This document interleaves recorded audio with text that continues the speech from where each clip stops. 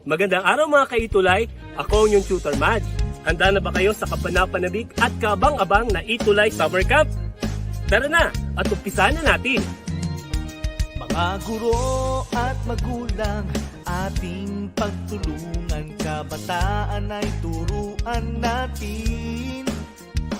Kahit na nasa tahanan, pag-aaral ay tutukan, oras at kasanayan ay ilaan. Sulong edukalidad, magbago man ang panahon, ipagpatuloy ating layunin, patatagin ang edukasyon. ETUlay ang gabay sa pagkatuto, ETUlay edukasyon itatawid sa iyo. ETUlay paaralan di lalayo sa iyo. ETUlay sa makabagong panahon, ETUlay para sa kabataang Pilipino. Kayo ba'y may katanungan at hindi maunawaan? Kami ang gabay at tulay na magtuturo sa'yo. Sa tulong ng teknolohiya at maging ng social media, paaralan ay kusang lalapit sa'yo. Sulong edukalidad, supuin maling impormasyon, katotohanan nating ituro, paunlarin ang edukasyon. ETUlay ang gabay sa pagkatuto, ETUlay edukasyon itatawid sa iyo. ETUlay paaralan di lalayo sa iyo. ETUlay sa makabagong panahon, ETUlay para sa kabataang Pilipino. ETUlay ang gabay sa pagkatuto, ETUlay edukasyon itatawid sa iyo. ETUlay paaralan di lalayo sa iyo. ETUlay sa makabagong panahon, ETUlay para sa kabataang Pilipino. ETUlay, ETUlay sa Welcome sa DepEd kabataang ETUlay Pilipino. Summer Camp! ETUlay, ETUlay sa kabataang Pilipino. ETUlay, ETUlay sa kabataang Pilipino.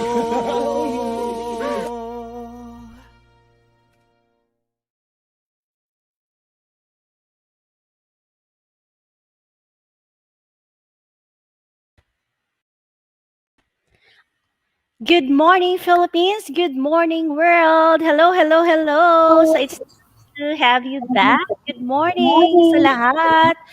Sa lahat ng ating mga teachers, parents, and of course to our dearest learners who are the reason why we are here.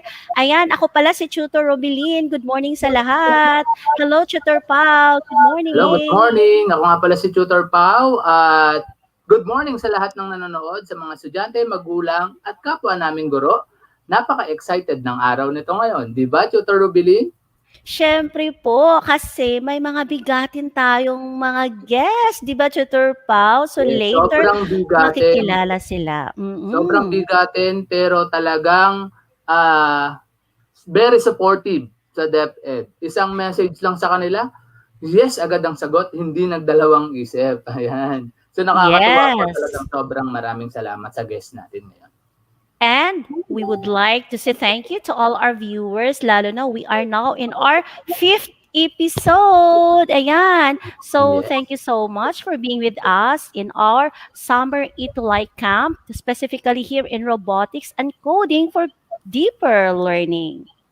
Yes. So nung nakadaan, talagang napangalanan natin yung robot natin na si Aki. Dahil meron tayong bisita, yan, kung maalala nyo, si ating robot na si Aki ay nandito na. Ngayon, mas mapapaliwanag sa atin, syempre, ng taga-expert talaga in robotics pagdating sa Lego robotics. May mga bisita tayong talagang kaabang-abang at talagang matutuwa kayo at marami kayong matututunan dahil sobrang mga bigatin ng guest natin ngayon. Yes, and with that, Sir Pao, I think it's good to recognize also yung mga viewers natin, lalo na yung mga learners natin na laging nandyan. Ayan, si Alcris Javier Andriano, incoming grade 7 student of St. Mary's Academy of Hagonay. Good morning sa iyo, Alcris. Morning, Ayan, Alcris. meron pa dito, Kap. Batiin mo din siya, Ayan, please. good morning din kay Gary M. Bon, Sir Bon Senior High School from Southville 5A. INHS, SDO, Binyan City. Tama ba yan? Binyan City. Hello po. Yes. Alright, nandito din si Idan Sikita Cipriano. Idan Sibuatag is watching from Mabini Farm School, Cadiz City, Negros Occidental. Good morning.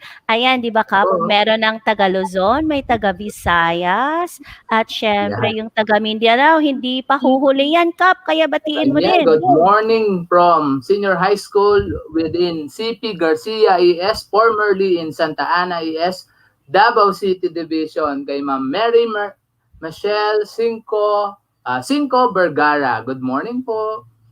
Ayan. So with that, Kap, may share na ako, no, para talaga ma-recognize properly yung mga bisita natin din, Kap. Yes. Sino kaya? Tingnan natin, ha. Ayan. Na-share ko na ba yung screen ko, Kap? Nakita mo na ba? Hindi pa, Kap. Hindi pa Oh, yeah, hindi pa. Alright, no? Okay, so alam naman natin, yung mga viewers natin, excited yan sa bawat araw na, of course, dito sa ating ETUlay session, di ba? Ayan na, Kap. Alright. So, again, welcome sa ating ETUlay Summer Camp, Episode 5. So, ano ba yung dapat nilang ilagay sa ating mga comment section? Ayan. So, wag niyong kakalimutan na mag-hashtag ng ETUlay ang saya, syempre. Of course, yung hashtag natin sa robotics na hashtag join code learn. Join code and learn. And also, syempre, dagdag na natin, no, yung PELTA, hashtag PELTA Robotics, ano? Yan. So, parang clue na kayo kung sino ang ating bisita, no? Oo nga. At syempre, catch us live every Tuesday from 11 to 11:30 in the morning. Syempre, aabangan nyo kami sa ating Facebook pages, DepEd-EdTech Unit, DepEd Philippines, and DepEd tayo. Meron din tayo sa YouTube channels, Kap, di ba? Sa DepEd Philippines, Educational Technology Unit, and DepEd TV Official. Kaya wag na natin pong patagalin.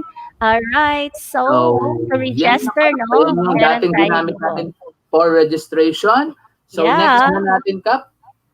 Alright, so dito na, Kap. So yung pagpa-output natin, syempre, para ma-recognize din yung mga learners natin, di ba, Kap?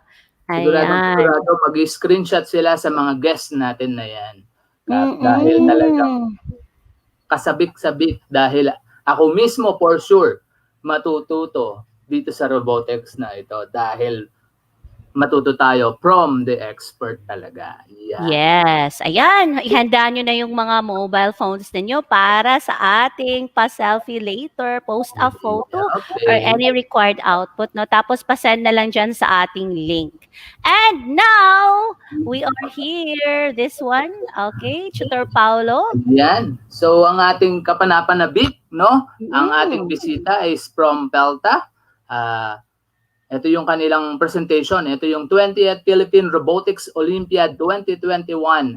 This time, virtual edition. So, napakagandang labanan ng robotics. Prelims to finals will be on September 22 to 24, 2021. Awarding ceremonies will be on September 25, 2021.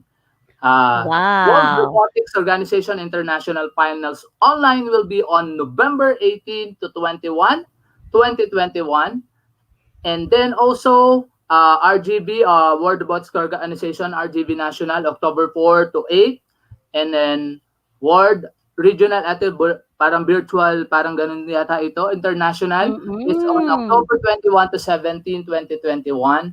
And also the championship for RGB World Championship will be on November 26 to December 5, 2021. Ang kagandahan, no, pag sinabing virtual camp, di ba ito yung talagang kahit wala kang malamang, kahit wala kang robotics, it is virtually programmed, no? Yes. Matututunan natin yan ngayon. Ang nakaganda nito, Kap, kahit nasa pandemic man tayo, learning still continues, di ba? Ayan yung mga contest na ganito na dati, we need to travel pa nga from Visayas to, of course, sa Luzon para lang maka-join sa ating robotics contest. No? Kaya naka-Lego t-shirt din ako this morning. Wow. Magkakaroon din ako niyan, baka bigyan ako ng Lego malamang. Alright. Kasi nga, yung division namin talaga nag-join din sa mga contest ni Felta. Ayan. So with that, Kap, huwag na nating patagalin yung susunod, no? Ayan, tingnan muna natin yung video na to para may background tayong lahat kung ano ba tong matutunghayan natin.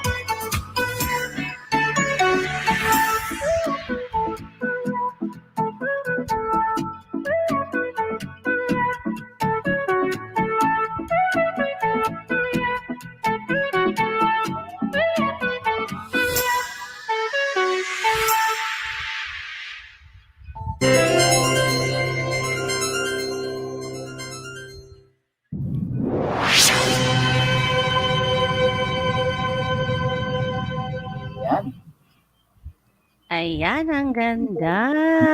No? That is 2020, no? Cap na robotics, no? Virtual, Oo no? nga, yes po.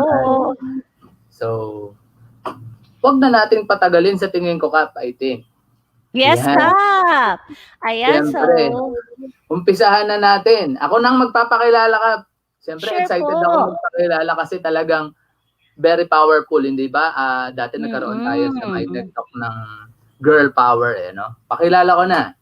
So, yung acting speaker ay currently the president and CEO of Pelta Multimedia NC, a 55-year-old company engaged in introducing innovative instructional materials and educational devices for school technology. Pelta is the education solution provider of Intel Education since 2012. She occupies the throne in the seat of knowledge, being a past president ng Philippine Marketing Association 2009, certified professional marketer, organizer of the Philippine Robotics Olympiad, earns and Young Entrepreneur of the Year Philippines Women Entrepreneur 2009. ASEAN Business Leader Woman category 2014. ASEAN Woman Entrepreneur 2015. 100 most influential Filipina women in the world 2016, in the year 2016, in the world, no? Asia CEO most innovative company 2017,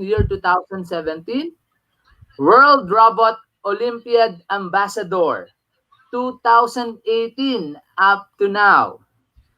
Go Negosyo Pioneer Mentor since 2005, expertise on marketing.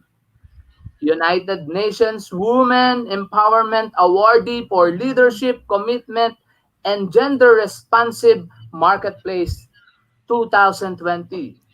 Women's Business Council Philippines President 2020 to 2022. Asia's Top Outstanding Woman Marketer of the Year 2020. Last year lang to. She is a mother, a model entrepreneur, a mountain climber, a master in multitasking. She is powerful, relevant, graceful, instinctive, and compassionate. No other than the President and CEO, Ma'am Mylene Abiba. Yes, good morning. Hello, good morning, Miss Hello. Mylene. Good morning. Good morning, Tutor Pau and Tutor Rubilin. And magandang umaga po sa inyong lahat. Thank you so much for the wonderful introduction. And I'd like to focus now on how we can work together and use STEM para po tayo maging mas progresibo.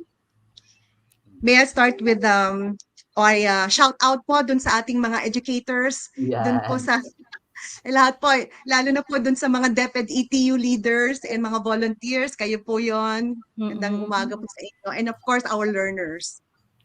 Okay, what I will be sharing will be a short preview of what is happening in the whole world and how the STEM program has to be developed so that we have more learners in STEM and how our country and actually the whole of Asia can be competitive po, no? in the global workforce, the workforce of the future.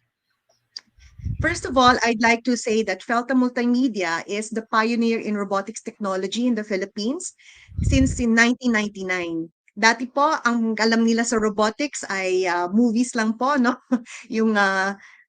yung Voltes 5 saka Transformers, but now we are actually doing robotics technology and incorporating it in schools.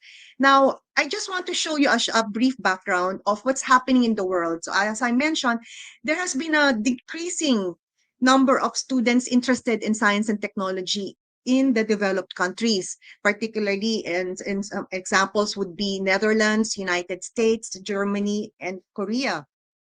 And the European Commission conducted a study of students and the evolution of students' interest in science and technology.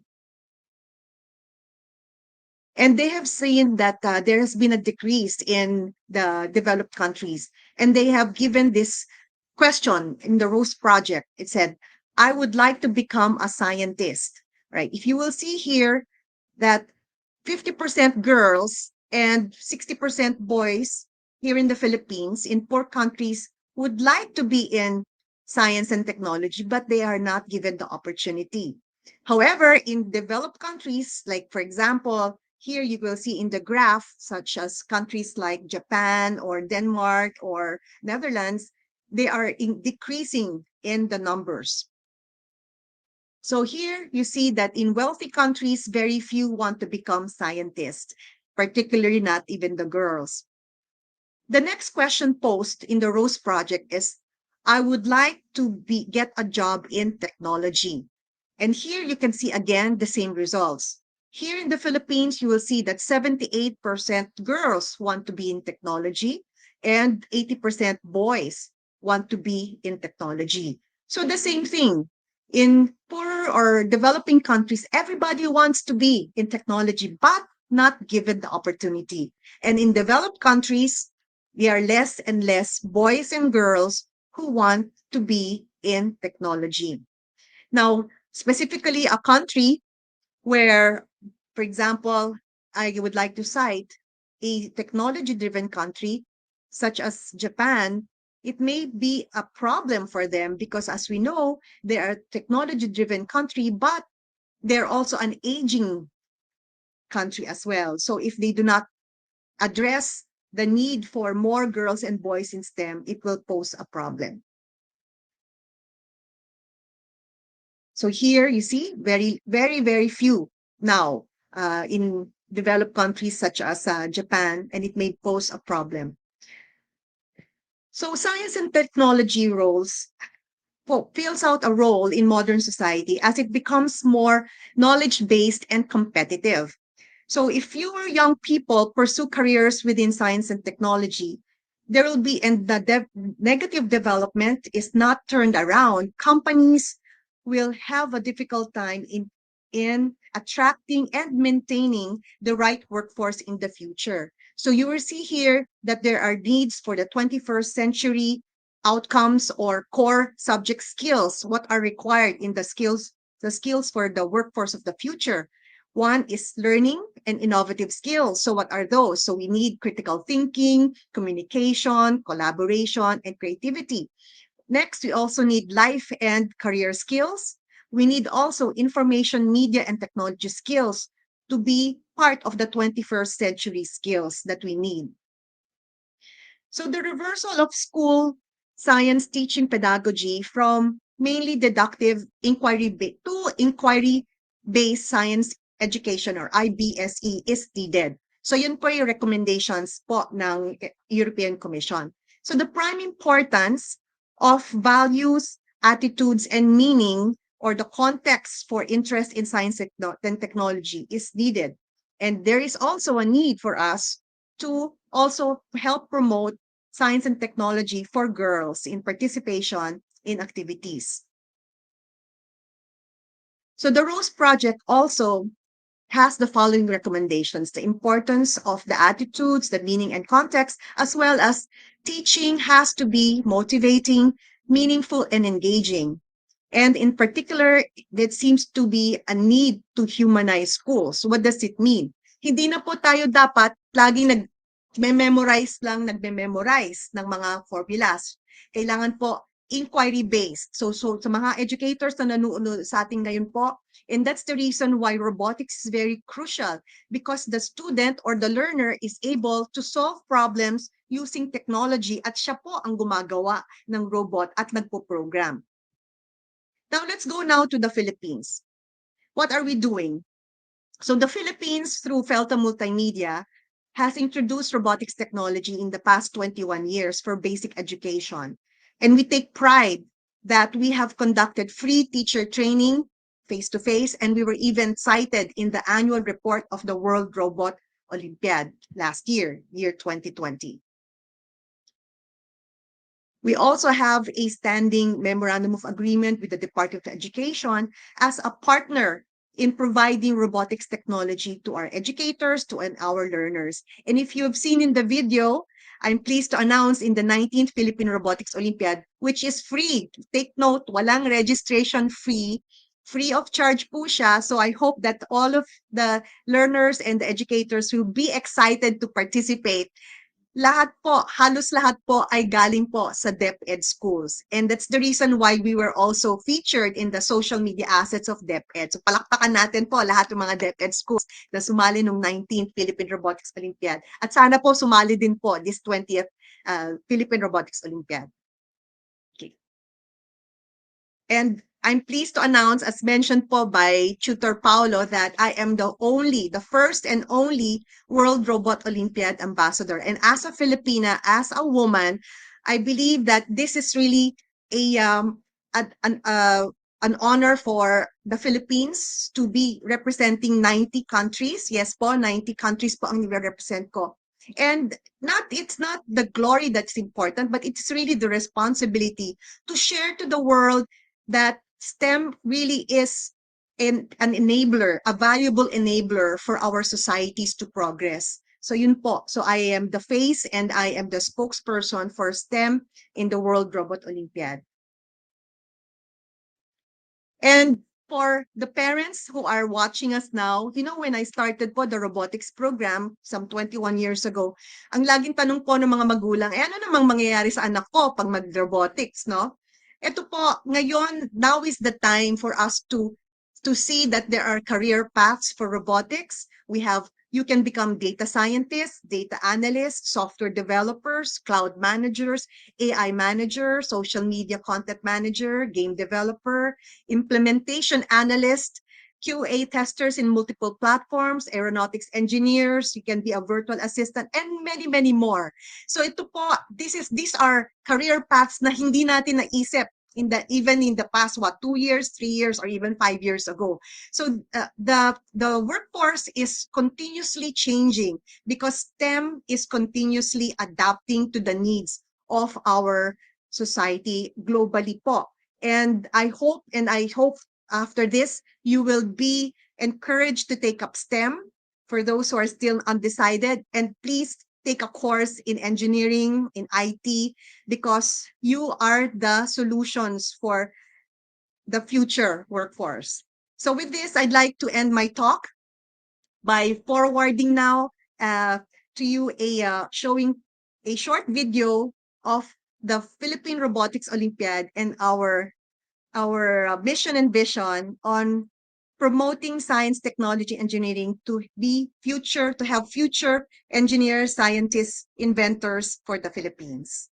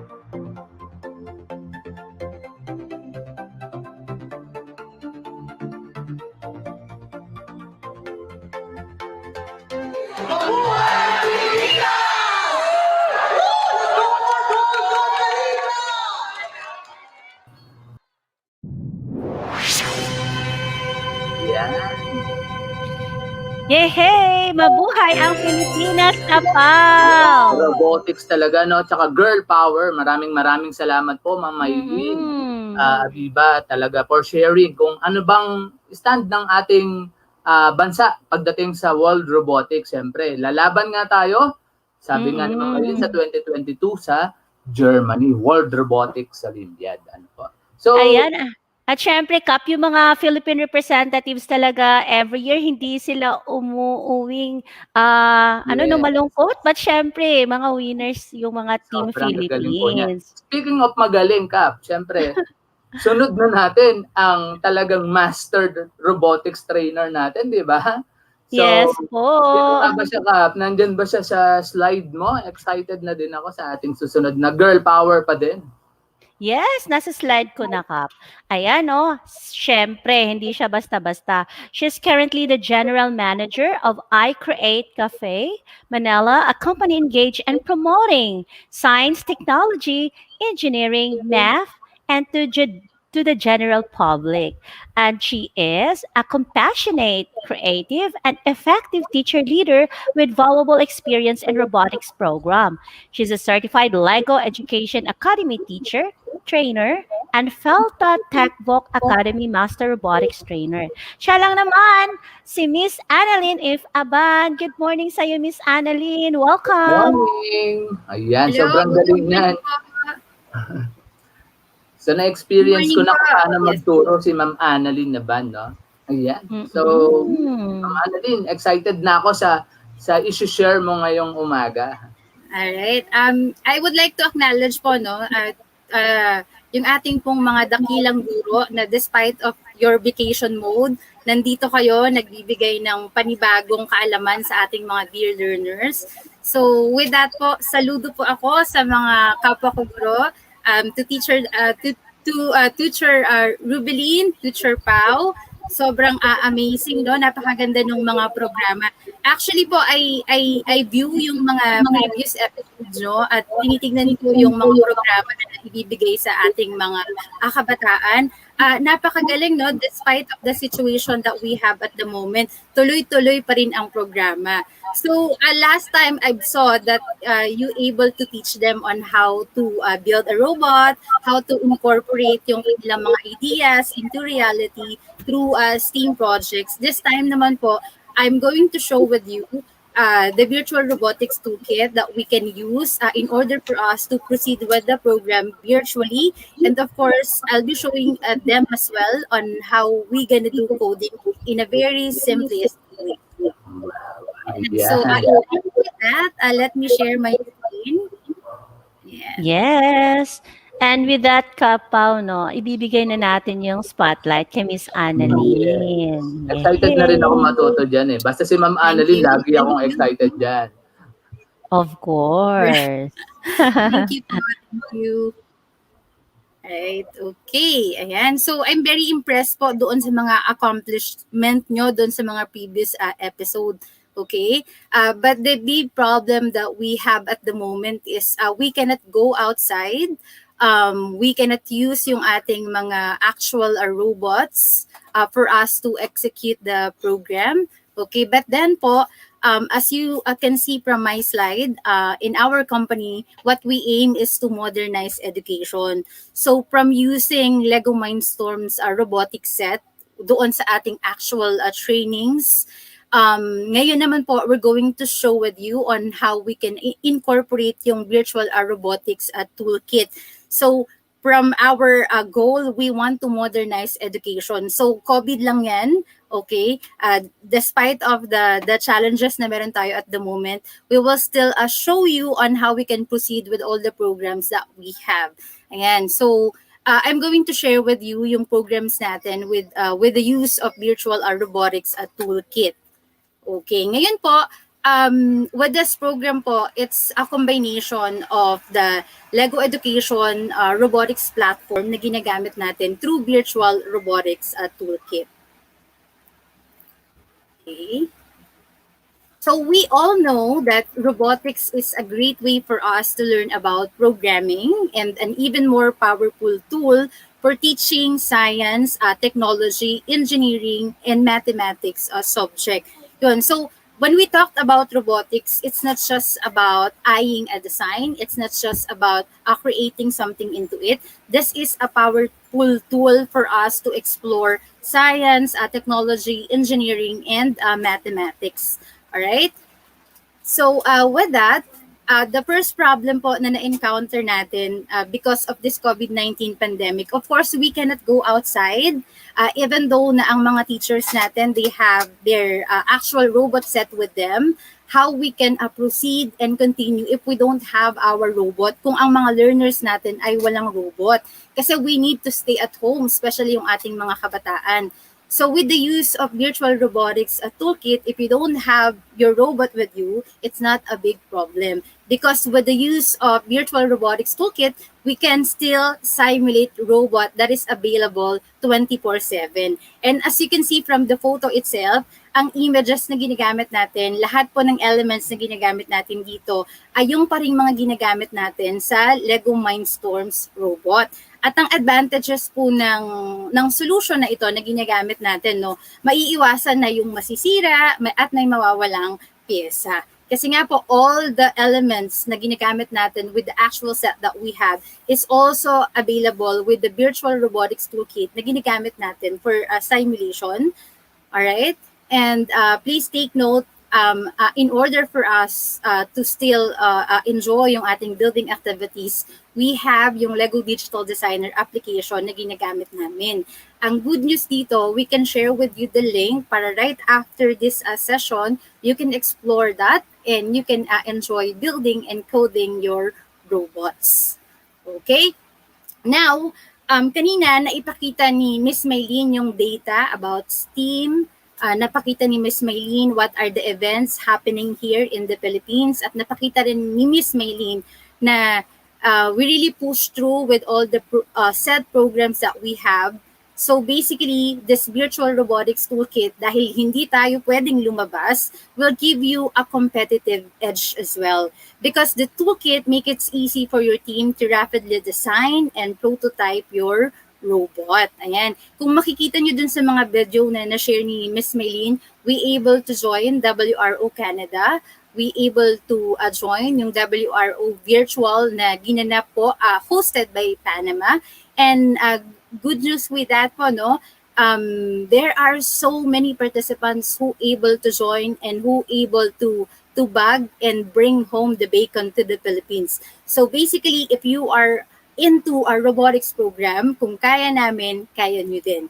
Okay? So, with that, let me share with you a very, very short video for you to see of what are the things that we can enjoy, what are the things that we can enjoy of having virtual robotics around in the program.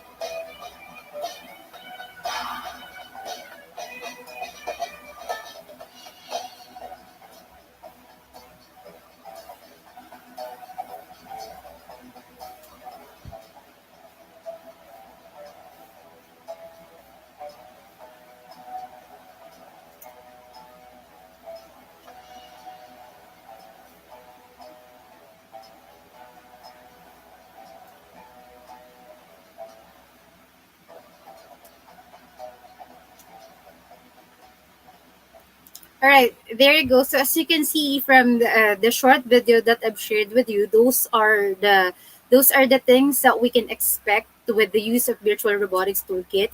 And as you notice, we have their sample video using the virtual robotics toolkit and the use of actual robot itself. So basically, what are the things that we can learn with the actual robots that we have? We can still and execute that with the simulator that we have. So talking about the virtual robotics toolkit, it's an advanced simulator design to enhance the Lego Mindstorms experience. So basically, what are the learnings that you get from your actual training, from the actual robots that you have, you can still use that and execute that with Virtual Robotics Toolkit. Because as you can see, whatever materials that we have with face-to-face materials that we have and face-to-face training that we have, those are available. The elements are available through Virtual Robotics Toolkit. So basically, it's an excellent learning tool for classroom and competitive robotics. Later on, we'll be having Miss Sophia Avan. She'll be demonstrating later on how we can manipulate and navigate the Virtual Robotics Toolkit, just for you to see how easy the simulator can be. Okay, so um, talking about the objectives that we want with the robotics program that we have. Of course, we're eyeing to science, technology, engineering, and mathematics. And under engineering, of course, it's very important for us to build our robot design. In educational robotics, it's very important for us to build accordingly, depends on the given team. As what you can see from the Philippine Robotics Olympiad, there are robot games and there are creative games wherein you need to prototype and design your robot. So basically, with the use of Virtual Robotics Toolkit, you can still enjoy building activities. So basically, what you just need to do is bring your Elder creation to life. And the Virtual Robotics Toolkit has the ability to import files that are created using a number of free 3D modeling tools na pwede naming i-share sa inyo later. Whether you are modeling using Lego Digital Designer, MLCAD, LDCAD, or what you just need to do it doon sa software application for building, then simply import your model and prepare to be amazed with the result. So basically, andun pa rin yung building activity natin. It's very important for us to build and design robot for us to make sure that the execution of the robot is perfectly simulated. Then right afterwards, of course, it's very important for us to write code. Yan. So talking about programming, the use of Lego Mindstorm's EV3 programming environment is for us to write programs. So with this activity, we're going to control our robot, okay, just as you would on the real thing. If you're familiar with Mindstorm's programming, you already know how to use our simulator. But later on, I'm going to share with you some of the tutorials that you can explore when it comes to programming activity. All right. Now, the question is, if you are new to Lego Robotics, you don't need to worry. For as I mentioned, we have these training materials that will turn you into a pro. So basically, at this moment, you're exploring the concept of robotics, the concept of programming. But later on, we're excited to see you part of the Philippine Robotics Olympiad and joining international events. Okay, and please take note, we have our YouTube channel wherein you can grab some topics, some robotics tutorial that you can use for review and references. All right, so we have there the building activity, we have there the programming activity, and of course, it's very important to do simulation. It's very important for us to check on if the written code is moving accordingly. So the best feature of the simulator is we can check that through simulation. And the simulator advanced physics engine affords an unparalleled level of realism. Of course, we can experiment with this, how various physical forces acts on your robot. We can change the friction on the playing surface or mess with the gravity for us to see how your robot would behave in a weightless environment. So as you can see, we have building activity, we have programming activity, and plus that we can simulate. Now, right after we accomplish those things, it's very important for us to analyze. It's very important for us to see what your robot see. We need to visualize the sensor output in an easy to understand way, and the Virtual Robotics Toolkit provides support for the following sensor. I know that most of you are already familiar with this. So we have our Mindstorm's ultrasonic sensor that serves as the eye of the robot. We actually use this in measuring distance. Then we have Mindstorm's EV3 color sensor that can be executed in 3 different ways. It can detect up to 7 different colors. We can use this for ambient light And we also use this for our reflected light through line tracing. All right. The next that we have the touch sensor. Might of you some ask what would be the purpose of this touch sensor for virtual robotics simulation? Okay. Usually we use this in starting up our robot, right? In Philippine robotics games. But then there are three modes on how we can use this: press, bump, okay, and release, okay. In virtual environment, we still use touch sensor for bumping purposes. Later on, I'm going to share with you the different game mats that are available through Virtual Robotics Toolkit. So basically, we can save so much money from this because we have the digital robots, we have the digital elements, and we have the digital robot game field for all the challenge that are set for us to explore. Then we have at ease the gyro sensor, the high technique infrared sensor that we usually use for competition purposes. Then since that there are different environments that we're going to use for this simulation, the thing is we need to consider of taking notes of the system requirements that we need to understand. So for manual use, of course, the device must be i3 and up, and for beautiful simulation, it should be Intel i7. Okay. Then why do we need to consider the device requirement? As you can see, with this virtual robotics toolkit, we'll be using three different environments. So as you can see from the upper right side of my screen, I have here the LMS wherein this is the area wherein we can access the learning guides of virtual robotics toolkit. So basically, this is also the interface or the environment where we can access for local and international events. For in robot virtual game competition, we are using this robot virtual game platform.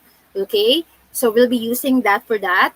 And on the upper left side of my screen, I have here the simulation environment where, as you can see from the photo itself, you will notice that I have there my available game mat. I have there my digital robot, and I have here my Lego elements, WRO elements that I can use in order for me to simulate and check on the created code for that certain challenge.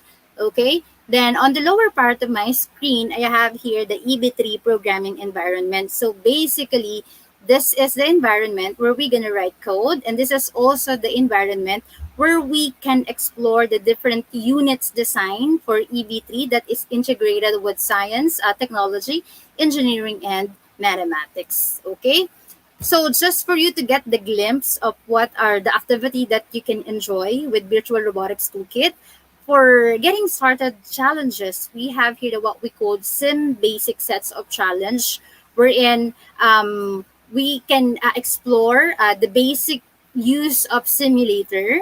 So as you can see from the sets of challenge, we have sandbag, apartment cleanup, maze, and etc. Then we have here competition tab, WRO challenges, and FLL challenges. So with the samples that we have, you might see that with the help of this virtual robotics toolkit, we are going to able to join virtual competition.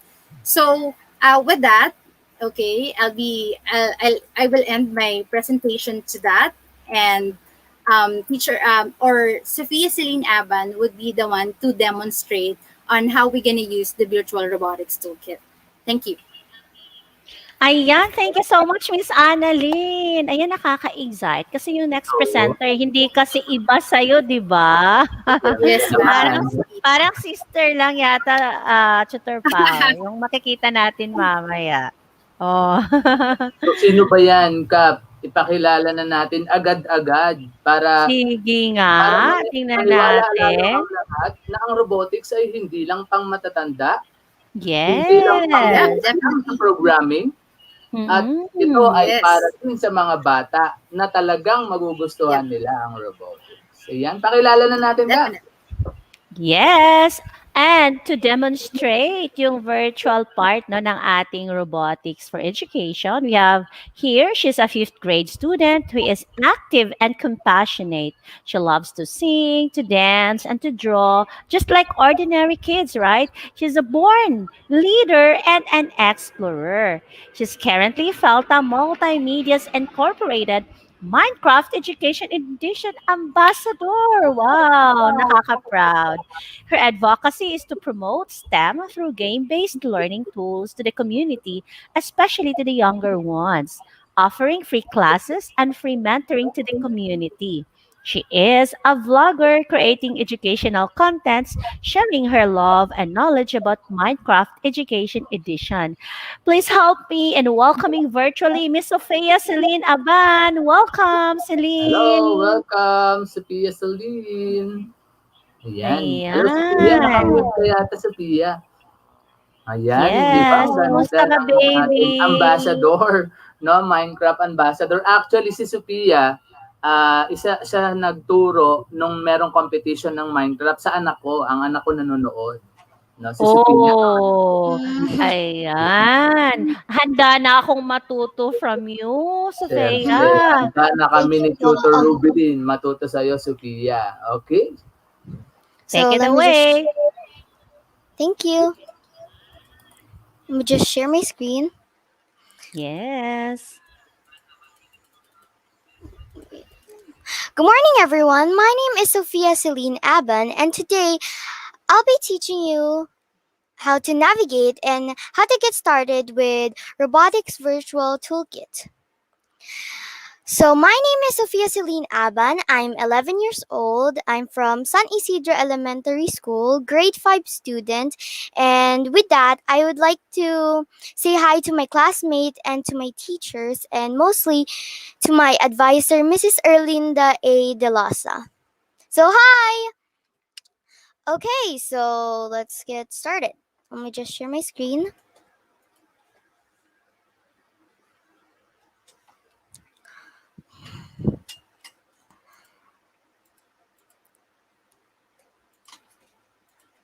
Okay, so here we are.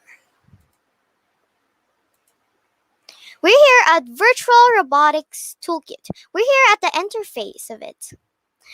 So before that, of course, you need to have a license account and to download it in your device. So I'm really excited to show you this. So here is how we get access to the toolbar. And also how to navigate the software. We have here new project, post simulation, stop simulation, settings, attach components where you can attach things into your EV3 or robot. We have your scoreboard, break, and open programming editor in full screen, open LMS browser, open VRT in full screen, open VRT Lego Mindstorms and LMS, and open VRT and Lego Mindstorms. To see challenges, all we need to do is click New Project. Here we are. There are so many challenges, guys, that you will like. We have here Sim Basics, which is for beginners. We have here competitions. We have here the first Lego League, which is so many challenges too. We have here WRO, which means for World Robotics Olympian Challenges. So we're going to Sim Basics. So if you don't know things here, I will teach you. But first, let me show you the challenges. We have here 2020 Starter Mat EV3, Sandbox EV3, Apartment Cleanup EV3. We have here Maze, Cleanup Challenge, Sumo 2018 EV3, Sumo EV3, Soccer EV3, Multiplayer Sweep EV3. For now on, I'll be showing you Sandbox, but if you don't know how to get started with it, all we need to do is click Read More to get started. Okay, here we are. So we're here at Getting Started. The purpose of this project is to learn how to use the simulator controls. Okay?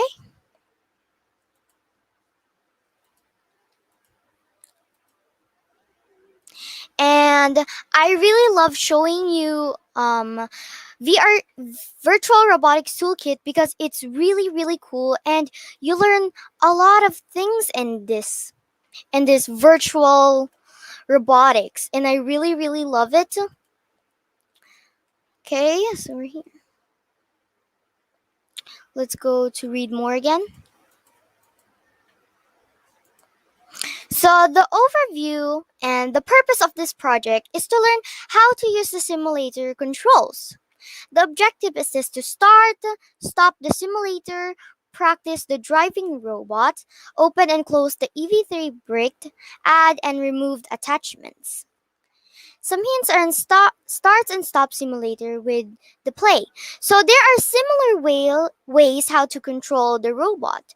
So you can also use WASD and coding.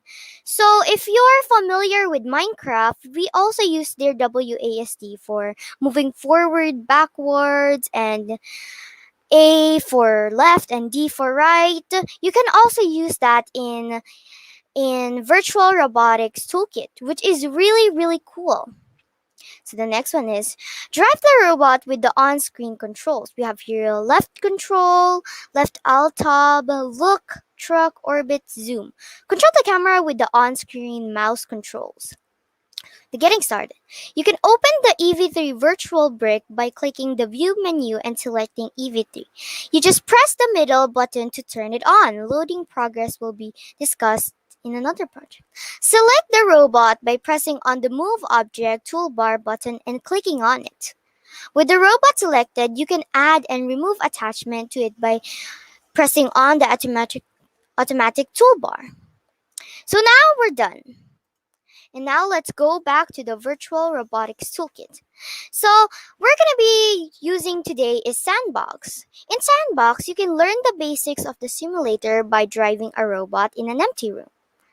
Now let's name this Sophia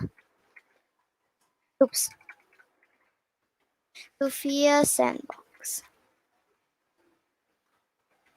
There, now we just clicked OK. Now this is gonna be super super cool because it's like in real life, but it's a virtual way. Okay, so this is our robot right here. Let's just press the button. So I'm pressing S right now, so see, it moves. So let's add some attachment to our robot. So here we have our robot, which is really really cool. We can add here some lifters, a gyro sensor, ultrasonic sensors, and different stuff. Here are some available attachments that we can add into our EV3 robot. A lifter. Okay, let's add it right now. There it is. See? Just click add right here. Let's add a gyro sensor in the rear. Okay, let's add that. Ultrasonic sensor, which is we're going to be putting that on the front. A color sensor in the right. Right there. See, you can see where it's adding. Just click add, and let's add a touch sensor in the left. So here you can see the current attachments that we put into our EV3 robot, which is the lifter in the front, gyro sensor in the rear, ultrasonic sensor in the front, and color sensor in the right, touch sensor in the left. Now let's just click OK. So let's try to put one of this element in the blue corner by using WASD. Okay, let me just give you there. Let's click the play button so it will move. Okay, there we go. Let's try. So we're having a little bit of issue putting the elements. Okay, there we go. But another thing how we can move the robot, the EV3 robot into a smoother way is by using the coding. So now I'm gonna be teaching you how to use coding. Okay, here we have the open program. So all we need to do is, wait for a second, open project and click add project, and it will be waiting a little. So first of all, we need to connect our program to our robot, which is right there. We need to connect it, which is only you need to click that. So we have here different things we can add in our robot to move. For green is for action, orange is for flow control, yellow is for sensor, and red is for data sensors. And we have here blue for advance and light blue for my blocks. Now let's try to move our robot forwards and backwards. Let's just put our robot back to where it is. All we need to do is click stop simulation and it will go back where it's placed. We're gonna get the move steerings. So let's see, because I want my robot to move like 3 seconds. So all we need to do is click this. We have here clicked off, on for seconds, on for degrees, and on for rotations. But we only want our robot to move in like 3 seconds. So we're going to be clicking on for seconds. So if you wanted to move backwards, all you need to do is put -50. But we wanted to move forward, so just 50. Let's put here 3. Okay, there we go. B and C is this one. Wait. B and C is this one is B. To be more, you have your B and C. Okay? So B and C is like gonna go move forward like this. Okay? So let's play it. Okay, there we go. 1, 2, 3. See, and now let's try to move our what do you call this? Our EV3 robot backwards. Let's put it on for seconds because we started on 4 seconds. Let's put this 3 again. Because if we put 5, it will bump. As I told you, we put negative if we wanted to move backwards. -50. There we go. And now let's put it back to normal. Wait for a second. There we go. Now let's play it. There we go. It will move for 3 seconds and go backwards for 3 seconds. Now, if you don't know how it like turn, all we need to do is get another move steering. Oh no, it switched. Let's put this on for seconds again. So B and C, as I told you, this is B and this is C. So we only wanted to move like on the right. So we're gonna be clicking B. Wait. Why is it not changing? We'll be clicking B.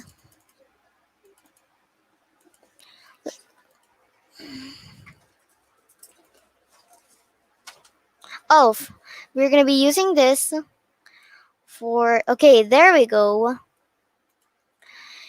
And now we wanted to move a little. Okay. We're gonna be moving it for like 1, okay? 1 second. Let's turn it on for seconds. Now let's put back our robot. I'm so excited to see how it turned out.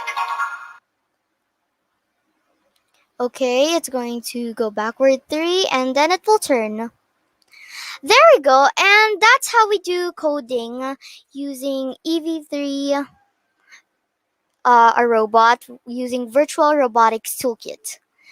It's really, really easy and it's very amazing and so cool to use it. And that's it.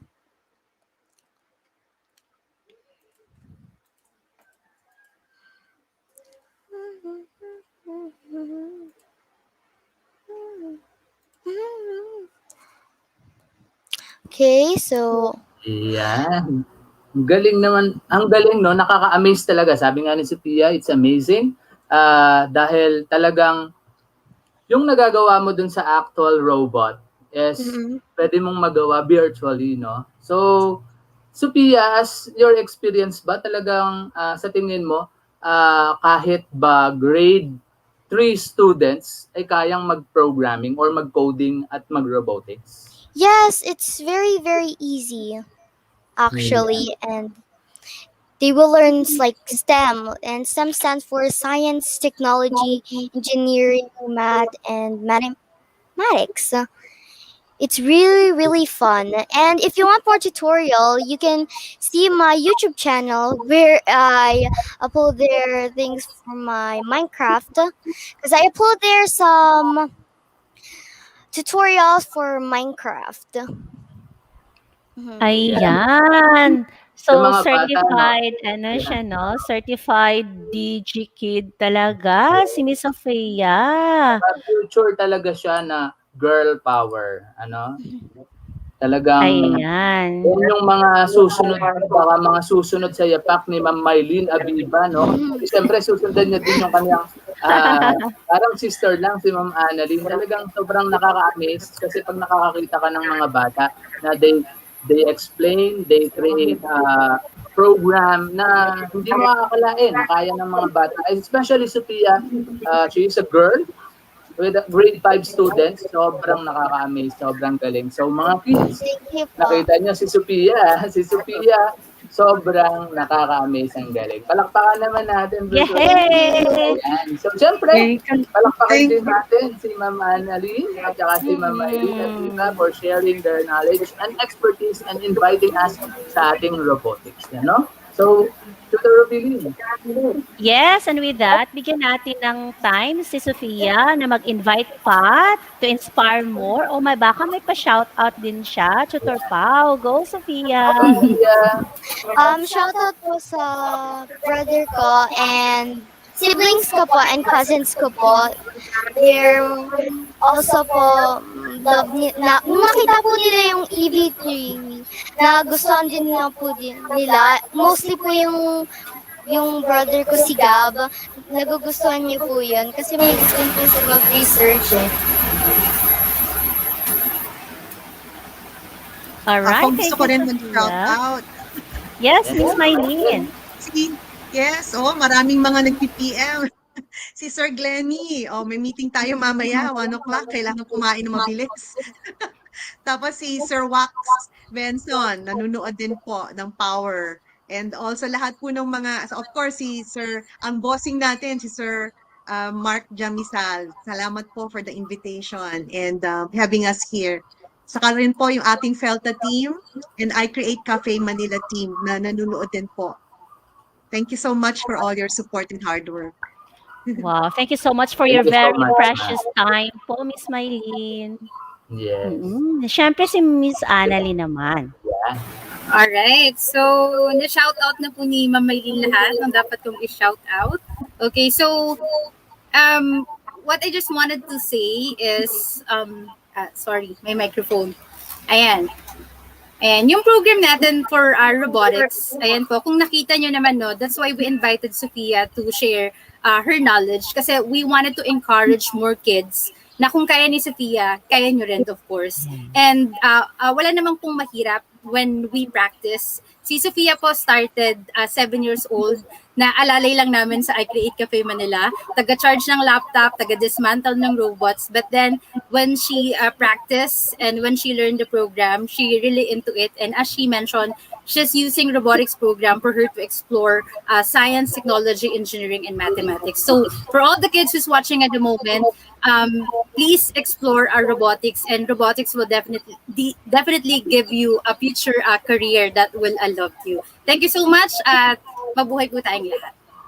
Ayan, thank you so much for everyone, especially for those who stay with us until this time. So once again, thank you so much and God bless everyone. Bye. Maraming salamat po. Bye.